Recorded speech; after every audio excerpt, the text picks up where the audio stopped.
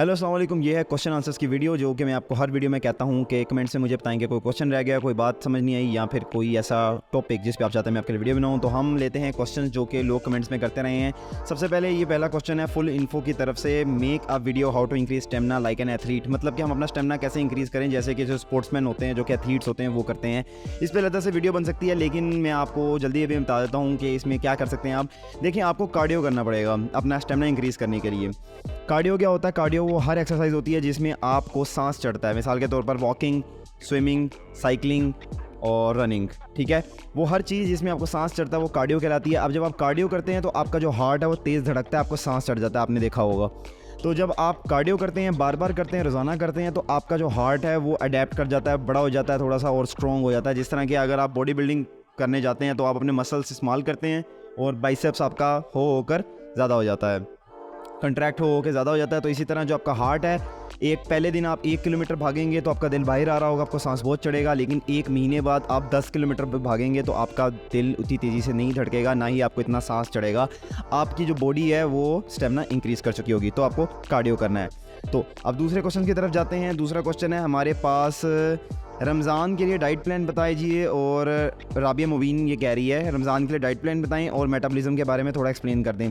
देखिए, रमज़ान का diet plan तो अब रमज़ान तो ख़त्म हो गया, तो रमज़ान के डाइट प्लान के अंदर मैं किसी को कोई रिकमेंड नहीं करता, क्योंकि आप ऑलरेडी रोज़ा रख रहे होते हैं, इंटरमीडिएट फास्टिंग ही कर रहे होते हैं एक तरह की। तो आप बस अपने 2 या 3 मील्स जो भी खाते हैं खा लिया करें और पानी अपना पूरा रखा करें। बस 8 से 10 गिलास पानी रोज़ाना पिया करें रमज़ान के अंदर। तो बाकी डाइट प्लान रमज़ान में ऐसा कोई ज़्यादा स्पेशल सा कोई डाइट प्लान फॉलो करने की कतई ज़रूरत नहीं है, क्योंकि आप ऑलरेडी रोज़ा रख रहे हैं और इंटरमिटेंट फास्टिंग हो रही है और आपका डाइट अच्छी जा रही है।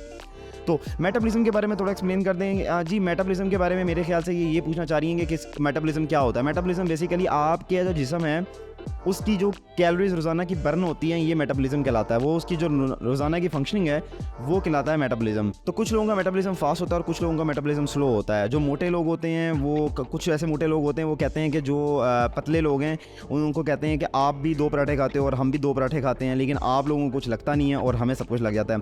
तो इसमें सबसे इंपॉर्टेंट होती है हमारी जेनेटिक्स, मतलब जो कि हमारा जो DNA है वो हमारी जो बॉडी का इक्विलिब्रियम है अपना वो क्या है। और दूसरी नंबर की ऊपर चीज़ है इसके अंदर इंपॉर्टेंट, वो हमारा थायराइड हार्मोन और जो हमारे डिफरेंट हार्मोन्स हैं वो मैटर करते हैं। तो अगर किसी बंदे को ऐसे लगता है कि वो खाता पीता नहीं है लेकिन फिर भी बहुत एक्स्ट्रा वेजेंजा मोटा होता जा रहा है, तो उसे अपने थायराइड हार्मोन्स की प्रोफाइल करानी चाहिए, TSH कराना चाहिए, T3 कराना चाहिए, T4 कराना चाहिए। तो ऐसे बिल्कुल होता है। मैं खुद एक हार्ड गेनर हूँ और मैं बहुत ज़्यादा खाना खाता हूँ और फिर भी मुझ पर नहीं लगता वो खाना। तो इसी तरीके से कुछ लोग बिल्कुल भी नहीं खाना खाते, बिल्कुल हल्का सा खाना खाते हैं, लेकिन उन पर बहुत ज़्यादा खाना लगता है, तो उनका मेटाबॉलिज्म स्लो होता है। और जो हम जैसे लोग हैं, जो लीन लोग होते हैं, जो बहुत खाना खाते हैं, उन पर खाना फिर भी नहीं लगता, उनका मेटाबॉलिज्म हाई होता है। वैसे इस पर वीडियो बन सकती है, लेकिन मैंने आपको एक जनरल आपको एक ओवरव्यू दे दिया है इस चीज़ का। अब चलते हैं नेक्स्ट, हमारे पास क्या सवाल है।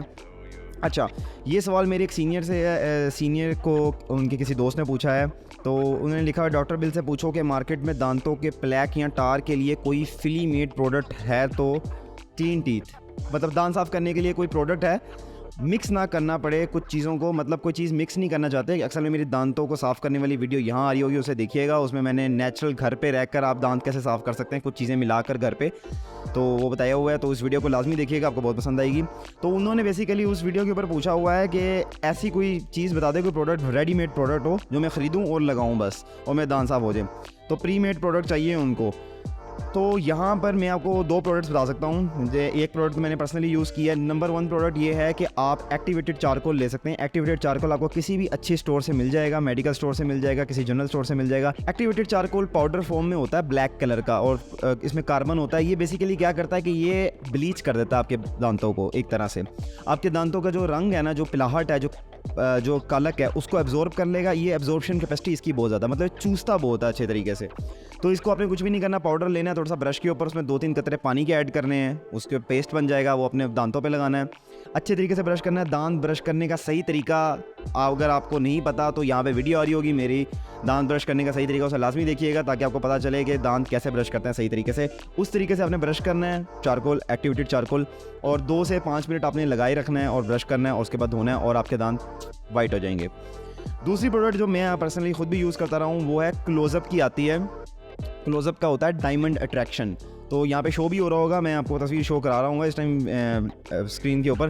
تو ڈائمنڈ اٹریکشن یہ کلوز اپ کی ایک پیسٹ ہے, ایک طرح کی ٹوتھ کریم ہے. یہ بھی آپ نے اگر اپنے دانتوں پر لگاتے ہیں 2 سے 5 منٹ اور برش کرتے ہیں صحیح طریقے سے, جو کہ ویڈیو یہاں پہ آ رہی ہوگی صحیح طریقے سے برش کرنے والی, تو اس کو دیکھیے گا. اور آپ نے 2 منٹ یہ لگا کے رکھنا ہے, 2 سے 5 منٹ, اور اس کے بعد آپ نے اپنے دانت دھو لینے ہیں اور آپ کے دانت بالکل وائٹ ہو جائیں گے. اور یہ میں نے پرسنلی یوز کی ہوئی ہے اور دانت بہت اچھے وائٹ ہو بھی جاتے ہیں. تو اب اس کے بعد جاتے ہیں ہم نیکسٹ کوسچن کے اوپر, اور نیکسٹ کوسچن ہے ہمارے پاس احمد شفیع کا. احمد شفیع, amazing videos are love, please make video on loss of smell انوزمیا. Loss of smell انوزمیا, loss of smell کیا ہوتی ہے؟ لوس آف اسمیل ہوتی ہے کہ آپ کو سونگنے کی طاقت آپ کی ختم ہو جاتی ہے. بیسیکلی آپ کو بتا دیتا ہوں کہ آپ سونگتے کس طرح. آپ کی جو ناک ہے نا, ناک کے اندر نا یہاں پہ چھت پہ نا جو اس کی روف ہوتی ہے, یہاں پہ ایک نرو ہوتی ہے جس کو انگلش میں اولفیکٹری نرو کہتے ہیں. یہ نرو وہ نرو ہے کہ جب جو پرفیوم کے پارٹیکلز ہیں, جو کہ بدبو کے پارٹیکلز ہیں, دھوئیں کے پارٹیکلز ہیں, یا مٹی کے یا کھانے کی خوشبو کے پارٹیکلز ہیں, وہ آپ کے ناک میں جاتے ہیں تو اس نرو پہ لگتے ہیں نا, تو آپ کو سینسیشن آتی ہے کہ یہ کیا چیز ہے. مثال کے طور پہ باربیکیو کا الگ سا اسمیل ہوتی ہے, سالن کی الگ اسمیل ہوتی ہے, پرفیوم کی الگ اسمیل ہوتی ہے, بدبو کی الگ اسمیل ہوتی ہے, دھوئیں کی الگ اسمیل ہوتی ہے, اسی طرح بارش کی الگ اسمیل ہوتی ہے, پانی کی الگ اسمیل ہوتی ہے. تو وہ یہ جو نرو ہوتی ہے یہاں پر جو اس کی ناک کی روف میں چھت میں لگی ہوتی ہے وہ سینس کرتی ہے.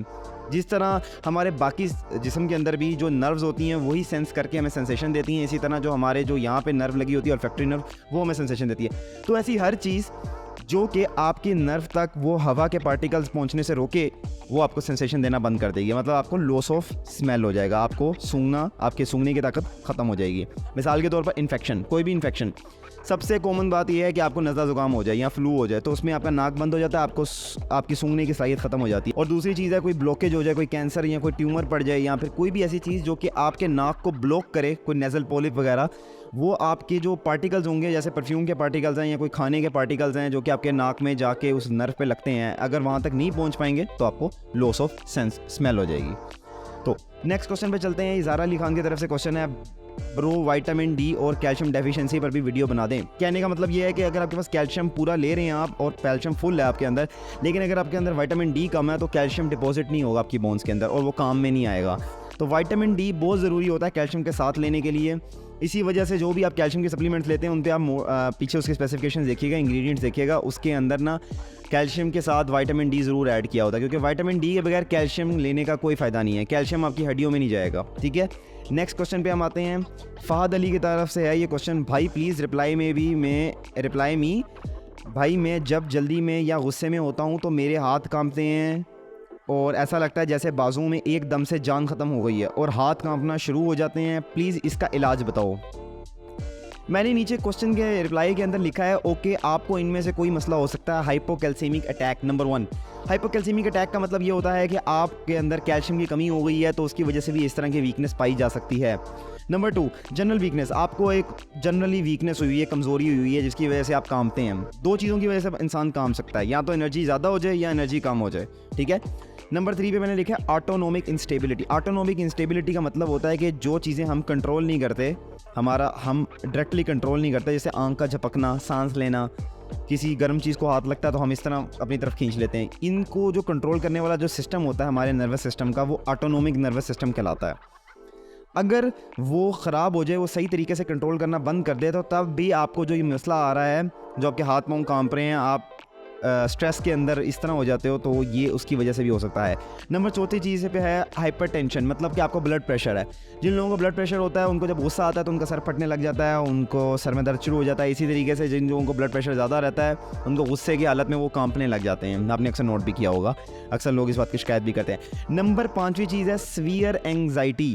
سیویئر اینگزائٹی کا مطلب یہ ہے کہ آپ بہت پریشان رہتے ہیں, آپ بہت اینکشیس رہتے ہیں, آپ کو اینگزائٹی بہت زیادہ ہے. اور یہ جو فہد علی ہیں, مجھے آپ میں یہی لگتا ہے آپشن کہ آپ کو سیویئر اینگزائٹی ہے, کیونکہ آپ جب بھی پریشان ہو رہے ہیں, جب بھی آپ جلدی میں ہیں یا غصے میں ہوتے ہیں تو آپ کانپنے لگ جاتے ہیں. تو یا تو آپ میں جنرل ویکنس ہے, یا آپ میں آٹونومک انسٹیبلٹی ہے, یا سیویئر اینگزائٹی ہے. ان 3 چیزوں میں سے آپ کو کچھ نہ کچھ ہے. تو یہ آپ ڈاکٹر کے پاس مزید کنسلٹ کریں گے, جا کر اس کو پراپر ہسٹری دیں گے تو آپ کو مزید کوئی بہتر دوائی لکھ کے دے سکتا ہے. میں آپ کو ایک دوائی ریکمینڈ کر سکتا ہوں, اور اگر آپ کو اس دوائی سے آپ کو مسئلہ حل ہو جائے گا تو پھر آپ مجھے ضرور بتائیے گا ویڈیو کے لنک کے اندر, اور شیئر بھی کیجیے گا یہ ویڈیو. وہ دوائی ہے انڈرال.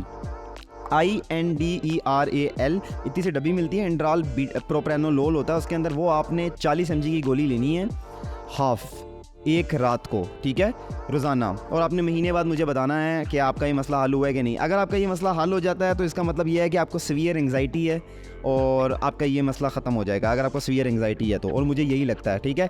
तो अगर आप घर पे रहना चाहते हैं, अभी किसी को कंसल्ट नहीं कराना चाहते, तो फ़ाद अली, मैंने आपको आपके मसले का हल बता दिया। तो ये थी आज की वीडियो, और अगर आप भी चाहते हैं कि मैं आपको आपके मसले का हल बताऊँ और आपके बात का जवाब दूँ और आपके बात क्लियर किया करूँ इसी तरीके से जैसे मैंने किया, और आपको मैं ऑनलाइन कंसल्टेशन भी दूँ, एक हल्की फुल्की सी, ज़्यादा सीवियर दवाइयाँ ना दूँ, क्योंकि जो मैंने ये भी दवाई बताई है इंड्राल फ़ाद अली को, ये इतनी सख्त दवाई नहीं है, ये ले सकते हैं घर के ऊपर, कोई ज़्यादा साइड इफेक्ट्स नहीं होंगे।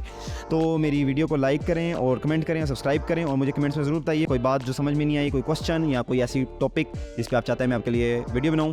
तो अगर आप यूट्यूब पे ये वीडियो देख रहे हैं तो ये जो वीडियो यहाँ पे आ रही है, ये स्पेशली मैंने आपके लिए बनाई है, इसको ज़रूर देखिएगा, आपको बहुत पसंद आई। आज के लिए इतना ही, thank you so much, see in the next video, अल्लाह हाफ़िज़।